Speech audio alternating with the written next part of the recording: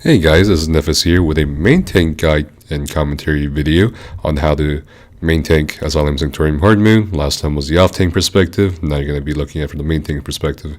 The first big mistake I make here is do what our core does in a pug group. This group was just kind of put together to help a few people clear the hard mode fight. And what we have our main tank doing core usually is pull Olms towards exit side fence. So his jumps later on are more centered towards the middle to give the entrance side DPS more room, as you'll notice soon. And without the aid of the usual people to catch those lightnings for me, I still managed to pull it off. So good fuck, Smirk. I'm just kidding. But anyway, as you'll see soon, Olms will be jumping the way we want him to be. And you'll see the disparity in the space between him and the entrance side, as you see right now, compared to how most groups have him a lot closer to entrance. Now, I don't know why this is that way, but it is what it is. So if you want him a bit more centered, that's how you do it. And honestly, as a main tank, you'll notice a lot more serenity in the fight. I mean, from your perspective, you're not really doing much, kind of. There's a lot of tricks to the fight as a main tank. It's not just block forever and taunt Olms forever. It's also providing debuffs and buffs when you can, healing people when you can. So here, you don't really see me do much of anything except hold Olms in the correct position, facing towards a tank healer, not shuffling from side to side or dodge rolling all of his light attacks, which will, land exhausted charges on the DPS to the left or right.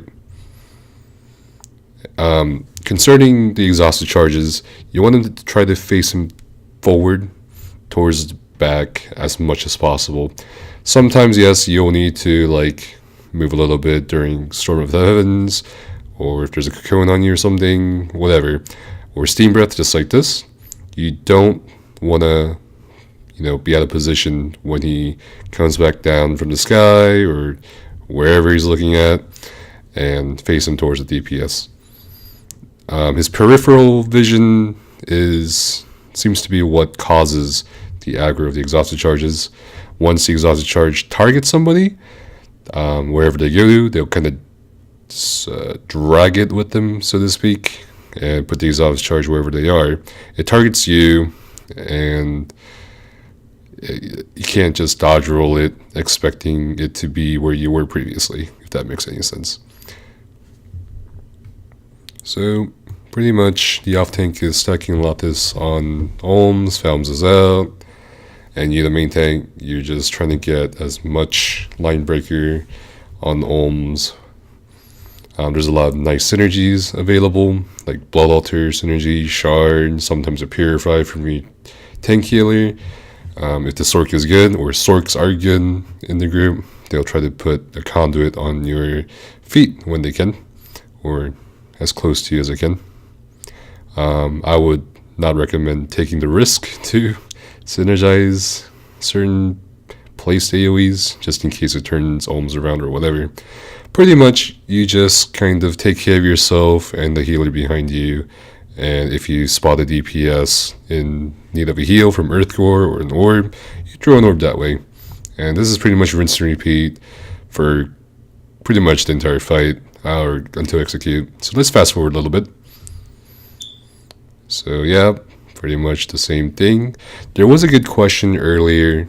Someone asked me earlier tonight, when he faces entrance, Nefis, how do you turn him around quicker? So if he faces entrance after a jump, which in this video I don't think he really does, except for maybe the execute jump, which I edited out, unfortunately. If he's facing entrance, you want to be on his, from his perspective, the left shoulder blade, and that'll force him to turn around quicker to face towards you, rather than being on his tail and waiting behind him, which will actually delay him turning around. So you want to be on his shoulder if you want to turn him around really fast. But yeah, that is apparently a bug that has existed since the PTS. Like, he'll randomly turn around towards entrance, 50-50. Sometimes he doesn't, sometimes he does. As you can see, he was a bit turned towards the right, and that exhausted charge landed on the DPS. And here we have a very dire situation. I pop Magma Shell and try to res the healer. Things are going to shit. And I pretty much got the res off the healer with the Magma Shell up.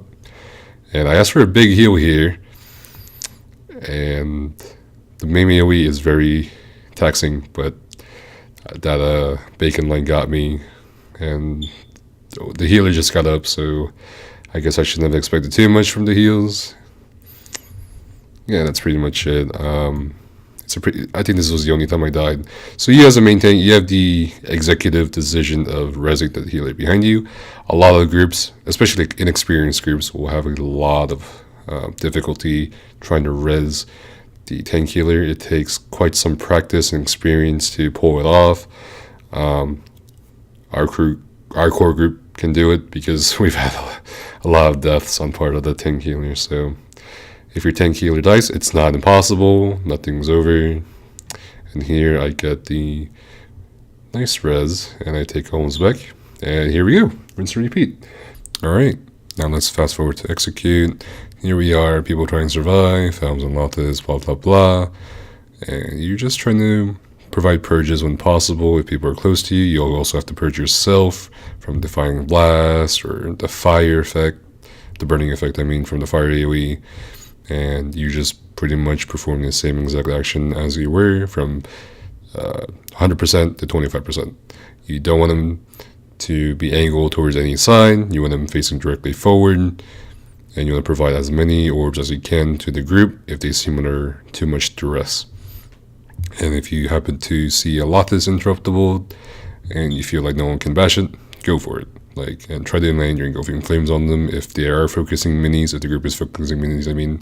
And here we have the classic Poison Cone plus the Storm of the Heavens combo, and that Defiling Blast actually seems to have killed our healer here. So you as a main tank, never panic. When you're this close to killing Olms, just sprint out of the exhausted charge out, undoubtedly land on you, and block right after, because he'll swipe you, and then just get out of the Steam Breath, purge yourself of the huge debuff the Steam Breath's on you, and remain calm. That reach of his is very deceptive, so you don't have to go right back to him too close. And that's pretty much it. That is how you main tank VAS plus 2. If you guys have any questions or anything, or comments, or whatever, please let me know down in the comments below. And thank you again so much for watching this surprisingly short video on how to maintain VAS plus 2. But honestly, that is pretty much it. You just need experience and time in the trial, and you'll pretty much get it down. The timing of everything, the light attacks, the mechanics, they all come with time.